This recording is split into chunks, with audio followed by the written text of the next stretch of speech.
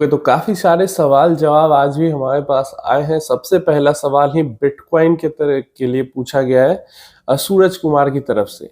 क्या बिटकॉइन में एसआईपी करना सही रहेगा? अब definitely bitcoin as a asset class तो सही रहेगा, लेकिन दिक्कत हो जाती है कि हम इन्वेस्ट करें तो कहाँ से करें। या तो बिटकॉइन को आपको अपने वॉलेट में रखना होगा सेफली, और अगर वॉलेट नहीं रहा तो फिर क्या होगा?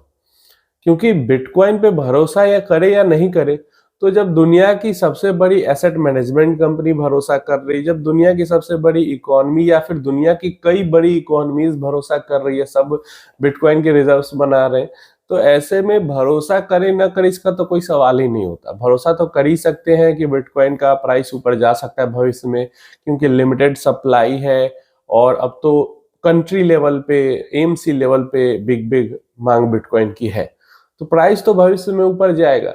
लेकिन एक्सचेंज पे नहीं छोड़ सकते, एक्सचेंज पे एसआईपी करके नहीं रख सकते बिटकॉइन के अंदर, क्योंकि अब रातों रात एक्सचेंजेस बंद हो जाती है, गायब हो जाती है, और आपका 1 रुपया भी आपको वापस नहीं मिलता है।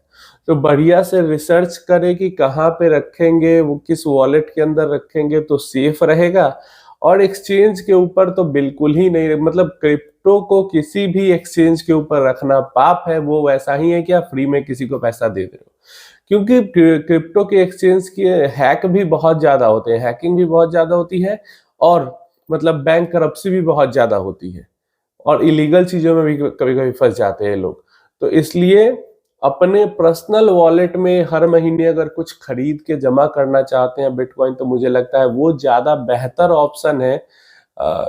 इन सब चीजों से तो जरूर एसआईपी किया जा सकता है, लेकिन ये भी समझना भारत के अंदर में अभी 30% टैक्स तो कर दिया गया है, लेकिन भारत के अंदर में बहुत ज्यादा अहमियत नहीं बिटकॉइन को या फिर क्रिप्टो को दी जा रही है। बाहर में डेफिनेटली कई कंट्रीज है जो कि इसको बहुत ज्यादा सीरियसली ले रहे हैं। धीरे धीरे इंडिया के अंदर में भी होगा, लेकिन अभी के लिए इंडिया के अंदर में थोड़ा प्रॉब्लम है। तो इन चीजों को समझ के रखें कि जो भी प्रॉफिट होगा उस पर फ्लैट 30% से ज्यादा आपका टैक्स में चला जाएगा बिटकॉइन पे। तो ये समझना है। लॉन्ग टर्म अगर होल्ड करना है 15 साल 20 साल, तो ऐसे में हो सकता है आगे चल के टैक्स में कुछ कंसेशन इसमें हो सकता है फ्यूचर में काम आ जाए। प्रेजेंटली तो यही सिचुएशन है। इन्वेस्टमेंट करोगे और अपने पर्सनल वॉलेट में रखना होगा, प्लस 30% का या 30% प्लस का टैक्स लगेगा उसके ऊपर प्रॉफिट पे लॉस पे कुछ नहीं, प्रॉफिट पे 30% tax. Next Anil Kumar Jha ji Ojha ji question पूछते हैं, तो क्या एनएफओ में पागल लोग इन्वेस्ट करते हैं? जो मैं कहता हूँ इन्वेस्टमेंट नहीं करने का एनएफओ में, तो इसके लिए इन्होंने कहा कि एनएफओ में पागल लोग इन्वेस्ट करते हैं तब क्या? तो देखिए, मैं तो कहूंगा कि डेफिनेटली एनएफओ में पागल लोग, बेवकूफ लोग ही इन्वेस्ट करते हैं। क्यों? अब मान लो मेरे लाइफ गोल्स हैं, मान लो मेरे 5 गोल हैं, मैंने अपने पांचों गोल के लिए अलग अलग अपना जिस जिस ड्यूरेशन का गोल है फंड सेलेक्ट करके इन्वेस्ट कर दिया है। अब कोई नया फंड का एनएफओ आ रहा है, गोल मेरे पोर्टफोलियो में उसकी जरूरत है नहीं, गोल मेरा सब सटीक पोर्टफोलियो कंप्लीट बना हुआ है, एसआईपी चल रही है, तो सिर्फ वो एनएफओ आ रहा है इसलिए मैं उसके अंदर इन्वेस्ट करूं, ये कहाँ की समझदारी वाली बात है? उस एनएफओ में अगर मैं इन्वेस्ट कर लेता हूं मेरा पोर्टफोलियो कंप्लीट होने के बावजूद भी, तो मैं पागल ही हूं, बेवकूफ ही हूं। तो इसीलिए बेवकूफ लोग, पागल लोग ही एनएफओ में इन्वेस्ट करते हैं। जब पहले से 50, और अगर नहीं मैं अपना पोर्टफोलियो कंप्लीट करना भी चाह रहा हूँ, सेम टाइम पे वही फंड मार्केट में भी अवेलेबल है और उसका एनएफओ भी आ रहा है, तो मार्केट में जो पहले से अवेलेबल है, अगर मैं समझदार हूँ मैं उसको चुनूंगा, क्योंकि उसका पास डेटा अवेलेबल है 5 साल 10 साल 15 साल का। जो एनएफओ आ रहा है वो तो आज ही आ रहा है, उसका कोई डेटा ही अवेलेबल नहीं है। तो इसलिए एनएफओ कभी सेंस नहीं बनाता इन्वेस्ट करने का समझदार इन्वेस्टर के लिए। एनएफओ सक्सेसफुल इसीलिए हो जाता है, मतलब अगर 25 स्मॉल कैप फंड्स पहले से हैं, फिर भी नया कोई स्मॉल कैप का एनएफओ आता है, सक्सेसफुल इसलिए हो जाता है क्योंकि हर पॉइंट ऑफ टाइम पे, मतलब 10% लोग समझदार होते हैं स्टॉक मार्केट के अंदर में, और 90% लोग समझदार नहीं होते हैं, इसलिए एनएफओ सक्सेसफुल हो जाता है। या फिर इवन आईपीओ भी, एंड प्लस डिस्ट्रीब्यूटरशिप का इतना बड़ा नेटवर्क है, हमारे आपके जैसे सारे लोग म्यूचुअल फंड्स के लिए जानकारी लेके नहीं बैठे हुए हैं। वहां पे डिस्ट्रीब्यूटर्स जो कहते हैं, जो हमारा फाइनेंशियल प्लानर है वो कहता है, जो क्लाइंट है, इन्वेस्टर है, वो करता है क्योंकि उसको कुछ जानकारी नहीं, जानकारी फाइनेंशियल जो एडवाइजर है, प्लानर है, डिस्ट्रीब्यूटर है, उसको है। और एनएफओ पे अब तो कुछ कम भी हुआ है, पहले बहुत ज्यादा कमीशन आता था, नॉर्मल फंड पे जितना कमीशन नहीं रहता था उससे ज्यादा एनएफओ पे कमीशन आता था, टारगेट दिया जाता था, तो इस कारण से भी एनएफओ सक्सेसफुल हो जाता है। तो ये सब चीजें हैं। एनएफओ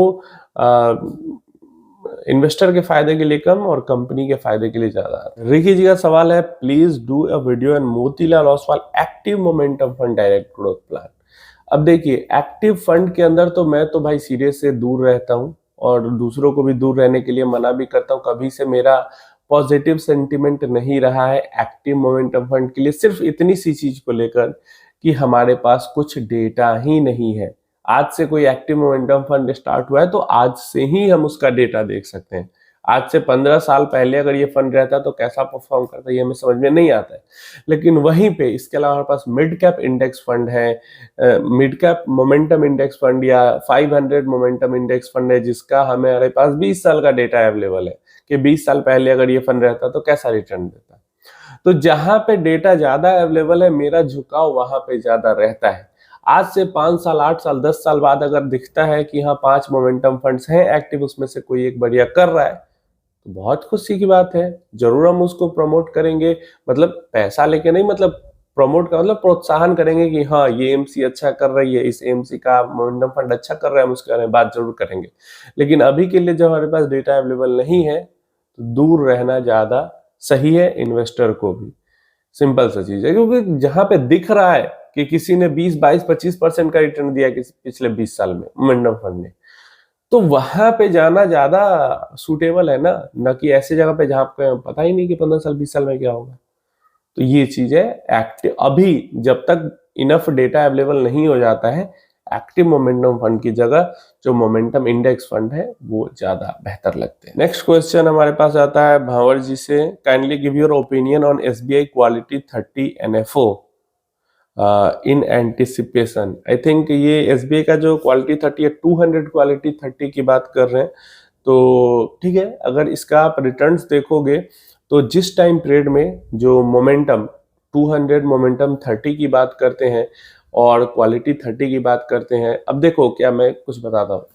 जैसे वैल्यू फंड और क्वालिटी फंड ये आपको एक जैसे दिखेंगे, ये कम वॉलेटाइल स्टॉक्स के अंदर इन्वेस्ट करते हैं, इनका डिविडेंड भी थोड़ा सा यील्ड हाई रहता है और एक जैसा इनका परफॉर्मेंस रहता है। वैसे ही मोमेंटम फंड और अल्फा फंड का परफॉर्मेंस एक जैसा आपको रहता है, वॉलेटिलिटी ज्यादा रहती है, थोड़ा रिटर्न ज्यादा मिलता है।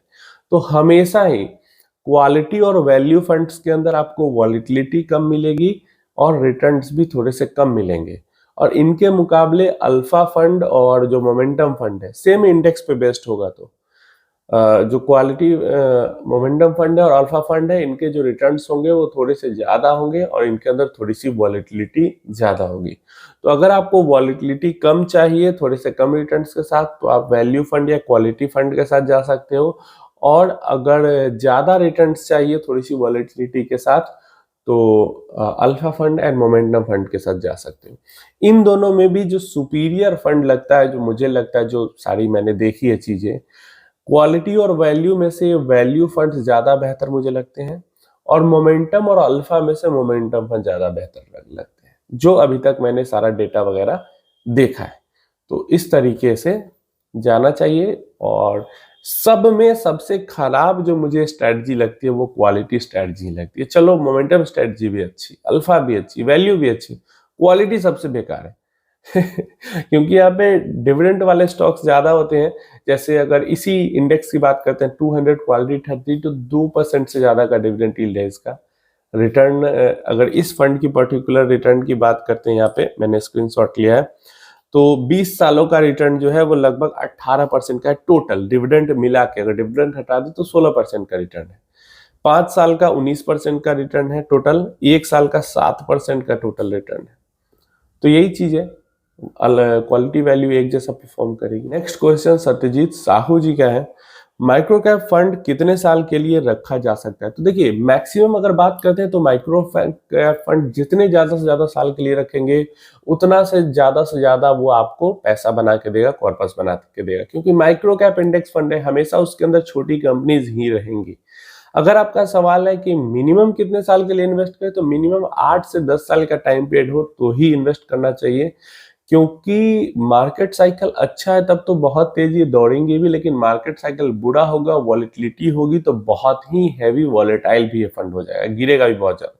जैसे पिछले एक हफ्ते में बहुत तगड़ी रैली आ गई है, लेकिन जब गिर रहा था तो तगड़ा फंड गिर भी रहा। ऐसे में मिनिमम 8 से 10 साल का टारगेट अगर है मिनिमम, और ज्यादा जितना ज्यादा से ज्यादा रख सकते हैं, तो माइक्रो कैप फंड के अंदर इन्वेस्टमेंट किया जा सकता है। तो ये सारे क्वेश्चंस थे, इन्फॉर्मेशन थी। आपका भी कोई क्वेश्चन क्वेरी है तो नीचे कमेंट बॉक्स में पूछ लेना। आप अपनी राय इन सारी चीज़ों के बारे में नीचे कमेंट बॉक्स में दे सकते हो, पढ़ता हूँ मैं सारे कमेंट्स। और अगर डायरेक्टली मुझसे बात करना चाहते हो तो फेसबुक पे सिपवर्स पेज है, यूट्यूब चैनल पे लिंक होगा पेज का, डायरेक्टली आके बात कर सकते हो। म्यूचुअल फंड रिलेटेड कोई क्वेश्चन है, या नॉर्मली भी ऐसे कोई क्वेश्चन है, स्कीम रिलेटेड कोई क्वेश्चन है, पोर्टफोलियो रिलेटेड कोई क्वेश्चन है, तो पूछ सकते हो। और लाइक करके सब्सक्राइब जरूर कर देना।